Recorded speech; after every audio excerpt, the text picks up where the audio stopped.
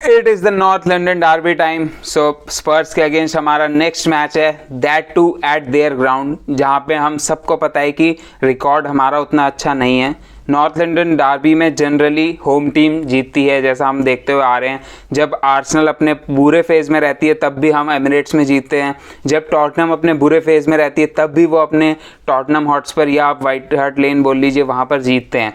तो दोनों teams home में बहुत स्ट्रांग रहती है, सपोर्ट पूरे जोरों शोरों से आता है दोनों टीम का। हमने लास्ट सीज़न भी देखा था जब हमें लग रहा था कि हो सकता है टॉटनहम का सपोर्ट उतना परेशान ना करे उनके ग्राउंड में, लेकिन काफ़ी परेशान किया था। बहुत लाउड स्टेडियम था उनका, काफ़ी वायलेंट एटमॉस्फेयर हो जाता है वहाँ पे। तो एक डिफ़िकल्ट मैच होने वाला है, और जैसा मैंने पहले भी अपनी कुछ वीडियोस में कहा है कि ये मैच अगर हम हार भी जाते हैं तो मैं सरप्राइज नहीं रहूँगा। Definitely I will be disappointed because हम जितने अच्छे फॉर्म में हैं, वी आर फ्लाइंग हाई, हम फर्स्ट हैं, टॉटनहम भी फिफ्थ पे हैं। ऐसे कोई बहुत बेकार पोजीशन में नहीं है, बट उनका फॉर्म अभी उतना अच्छा नहीं रहा है। क्रिस्टल पैलेस के अगेंस्ट अभी जीत के आ रहे हैं डेफिनेटली वो 4-0, बट उनका फॉर्म उतना अच्छा नहीं रहा है। तो टॉटनहम को अभी हराने का हमारे पास बेस्ट चांस है।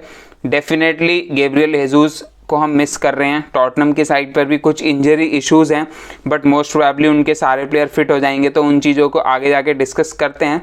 लेकिन आगे बढ़ने से पहले आप इस वीडियो को लाइक कर दीजिए एंड चैनल को सब्सक्राइब कर दीजिएगा फॉर मोर सच कंटेंट।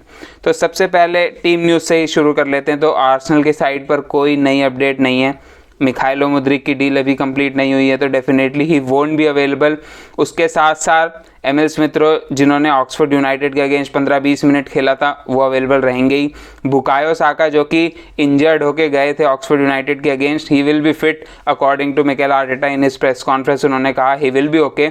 तो उसके अलावा और कोई इंजरी अपडेट नहीं है, कोई प्लेयर इंजर्ड नहीं हुआ है और ना ही कोई प्लेयर अभी स्क्वाड में आया, बिकॉज गैब्रियल हेजूस की इंजरी से रिकवर होने में उन्हें टाइम लगेगा एंड नेल्सन भी अभी फिट नहीं है। तो आर्सेनल की साइड पर कोई अपडेट नहीं है। वहीं पर टॉटनहम की साइड पर जाएं तो उनके पास कुछ पॉजिटिव अपडेट्स हैं, बिकॉज बेंटेनकोर और कुलसेव्स्की जो उनके पिछले मैचेस में अवेलेबल नहीं थे, वो इस मैच में अवेलेबल हो सकते हैं। बेंटेनकोर का भी कंफर्म नहीं है, बट कुलसेव्स्की का कंफर्म है that he will play in this game. Start करेंगे या नहीं वो देखने वाली बात रहेगी, but I think he will start. Conte ने भी आके बोला है दैट ही विल स्टार्ट, और टॉटनहम ने भी कोई अभी नई साइनिंग नहीं करी है, तो हमें उनकी वही पुरानी स्क्वाड मिलेगी। अगर मैं प्रिडिक्टेड 11 की बात करूं अपने एंड से, तो मेरे ख्याल से आर्सेनल की टीम विल रिमेन अनचेंज। जो टीम हमने खिलाई थी न्यूकासल के अगेंस्ट, सेम टीम खेलेगी। टॉटनहम की स्क्वाड में हो सकता है कुछ चेंज हो, बिसूमा की जगह बेंटेनकोर आ सकते हैं, और विंग बैक्स पे उनके चेंजेस हो सकते हैं, क्योंकि समझ नहीं आता कॉन्टे किसको खिलाएंगे वहाँ पे, और कुलसेव्स्की आ सकते हैं राइट विंग पर। उसके अलावा टॉटनहम की साइड में भी बाकी स्टार्टिंग 11 उनकी भी सेम रहनी चाहिए। अब अगर टेबल पोजीशन में बात करें, जैसा मैंने कहा that we are flying high, आज मैनचेस्टर डार्बी भी है, तो हमें रिजल्ट पता चल जाएगा। अगर मैनचेस्टर सिटी जीतती है तो सिर्फ 2 पॉइंट का गैप बच जाएगा, और हमें टॉटनहम को हराना ही पड़ेगा अगर हमें अपना गैप वापस 5 पॉइंट का लाना है। उसके अलावा अगर मैनचेस्टर यूनाइटेड जीत जाती है तो डेफिनेटली हमारा गैप 5 पॉइंट्स का ही रहेगा, बट हमारे पास एक चांस रहेगा उस 5 पॉइंट के गैप को 8 पॉइंट का गैप करने के लिए। तो प्रेशर किसी भी तरीके से हमारे ऊपर रहेगा कल मैच से पहले। और रिकॉर्ड्स हैं जो हम 16 मैच खेल चुके हैं टॉटनहम हॉटस्पर के ग्राउंड में, हम 3 ही मैच जीते हैं आज तक हिस्ट्री में। जो लास्ट मैच हम जीते थे दैट वाज इन 2014 जब मिकेल आर्टेटा स्क्वाड में थे, तो काफ़ी पुरानी बात हो गई। I think it's the right time to win a game at Tottenham Hotspur stadium. उनके नए वाले स्टेडियम में तो हम आज तक एक भी मैच नहीं जीते हैं, और जितने अच्छे फॉर्म में अभी हम हैं, और थोड़ा बेकार फॉर्म चल रहा है उनका, स्पर्स का फॉर्म अभी थोड़ा बेकार चल रहा है। कॉन्टे और ओनरशिप के बीच में भी बताया जा रहा है थोड़ा फ्रिक्शन चल रहा है अभी। कॉन्टे भी जॉब छोड़ने की रूमर्स भी आ रही थी, उन्होंने कॉन्ट्रैक्ट साइन नहीं करा है। हैरी केन का भी कॉन्ट्रैक्ट खत्म हो जाएगा, उनका भी 1.5 साल का कॉन्ट्रैक्ट बचेगा बस अब इस जनवरी के बाद। तो कॉन्ट्रैक्चुअल सिचुएशंस है वहाँ पे। एंटोनियो कॉन्टे के भी छोड़ने के चांस हैं, तो everything is not good in Tottenham Hotspur, but still they always turn up in north London Derby. जैसे हम टर्न अप करते हैं अपने स्टेडियम पे, वैसे ही अपने स्टेडियम पे टॉटनहम हॉटस्पर भी टर्न अप करती है। तो हमें बिल्कुल सतर्क रह के चलना चाहिए, इमोशंस को राइड होने नहीं देना है, बिकॉज हम कई बार बड़े मैचेस में हमारे यंग प्लेयर्स हैं वो इमोशंस के चक्कर में रेड कार्ड ले लेते हैं, या फाउल दे देते हैं, या पेनल्टी दे देते हैं।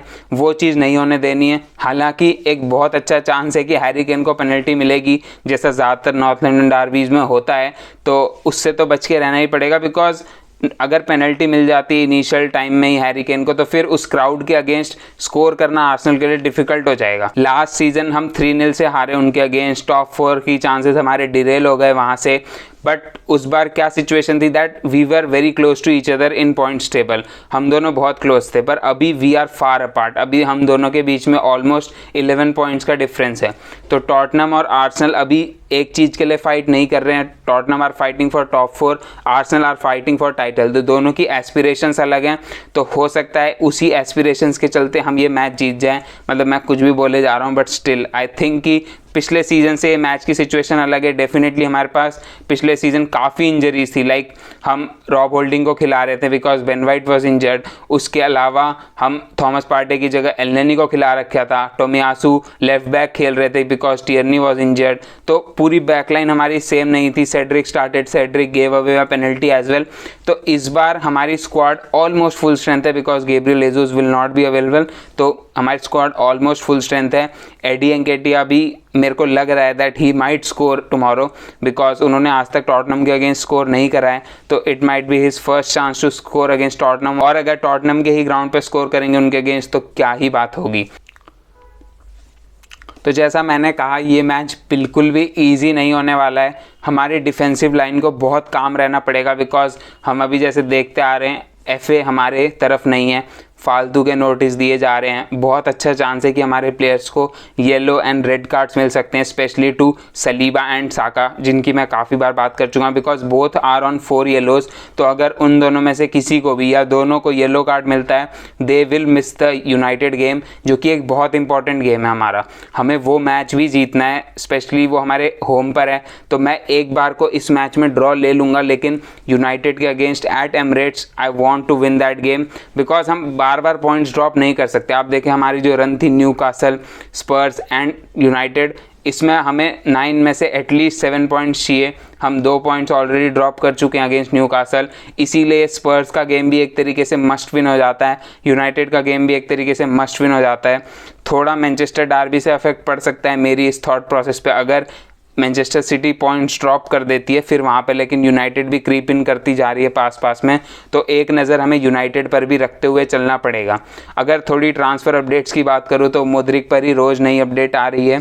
अभी लेटेस्ट अपडेट ये है कि Arsenal are in talks with Shakhtar Donetsk. तो वही पुरानी अपडेट्स को ही रिसाइकल किया जा रहा है, बस नंबर्स अलग अलग आ रहे हैं। रिपोर्ट्स आ रही है अराउंड 95 मिलियन यूरोस का package, which is a massive amount. मैं कल भी बताया था सेम चीज़ कि बहुत बड़ी अमाउंट है, बहुत ज़्यादा प्रेशर रहेगा मिखाइलो मुद्रिक पर जो एक अपडेट ये थी कि that there are chances that he might be available for the United game, और तब तक डील होने के पूरी संभावना है। And the player and the club wants him to play against United. तो एक बहुत अच्छा बूस्ट मिलेगा हमें अगर मिखाइलो मुद्रिक यूनाइटेड की गेम से पहले हमें अवेलेबल हो जाते हैं, क्योंकि वो काफ़ी एक इंपॉर्टेंट गेम रहेगा हमारे लिए। और हमारे प्लेयर्स भी धीरे धीरे टायर हो रहे हैं। हमने देखा था न्यूकासल वाले गेम में हमारे अटैकर्स ब्रेक डाउन नहीं कर पा रहे थे न्यूकासल को, हालांकि हमारे पास अभी प्रॉपर रेस्ट के साथ आ रहे हैं हमारे अटैकर्स, सबको एक वीक का रेस्ट मिला है। तो I am expecting that we will be able to beat United as well. लेकिन मिखाइलो मुद्रिक जैसा एडिशन एक बहुत अच्छा रहेगा हमारे स्क्वाड के लिए। तो वीडियो खत्म करने से पहले स्पर्स वाले मैच की प्रेडिक्शन दे देता हूँ। आई am going with a 2-1 Arsenal win. मैं लॉस तो कभी प्रेडिक्ट करूंगा नहीं आर्सेनल की, एंड जैसा मैंने कहा in a way this game is a must win game. तो I am going with a 2-1 Arsenal win over Spurs. आप लोग बताइए आपकी क्या प्रेडिक्शन है इस मैच के रिगार्डिंग, और देखते हैं मैनचेस्टर डार्बी में क्या होता है और उससे आर्सेनल के मैच पे क्या फ़र्क पड़ता है। तो आज की वीडियो में इतना ही, मिलता हूँ अगली वीडियो में, तब तक के लिए take care and good bye.